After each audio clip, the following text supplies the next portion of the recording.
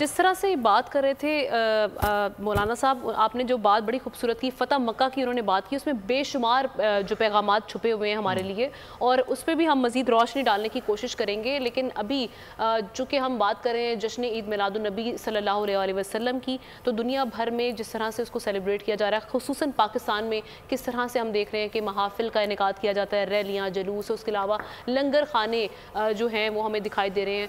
और इसी तरह कराची की क्या सूरत हाल है, कफ़ील अहमद से जानते हैं। बताइएगा कफ़ील, इस वक्त कराची में कहाँ कहाँ पर ये लंगर जो है वो तकसीम किया जा रहा है? रबीउल अव्वल का दिन है और इस दिन की मुनासबत से जो है वो मुख्तलिफ शहर के इलाकों में जो है वो लंगर का एहतमाम किया गया है।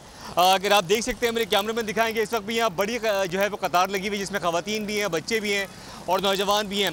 ये रिवायत कब से चली आ रही है? शहजाद निज़ामी साहब मेरे साथ हैं। शहजाद साहब, ये रिवायत कब से चली आ रही है, कितनी देर बनाई जाती हैं और कौन कौन से आइटम बनाते हैं? तो ये रिवायत जो है ये तो हमारे आबादा से चली आ रही है, और रात में जो है यहाँ लाइव जो है कढ़ाइयाँ चढ़ी हुई होती हैं और लंगर बन रहा होता है, रोल बन रहे हैं, समोसे बन रहे हैं, कबाब बन रहे हैं। उसके बाद यहाँ बछड़े कटते हैं, ज़िबा होते हैं जानवर, ये पे उसके बाद, और जब तक ये चलता रहेगा 8 बजे तक रात तक जुलूस के साथ साथ। तो ये रात से आप शुरू करें तो तकरीबन कितनी देर तैयार करते हैं और लोग क्या आते रहते हैं? जी हाँ बिल्कुल, ये देखोगे तो कोई क्वान्टिटी है नहीं, बस चलती रहती है, बनती रहती है, बढ़ती रहती है।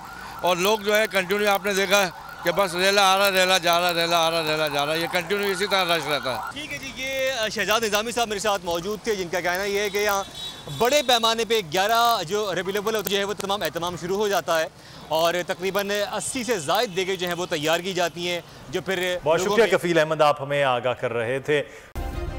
सब्सक्राइब करें और बेल दबाएं ताकि कोई खबर रह न जाए।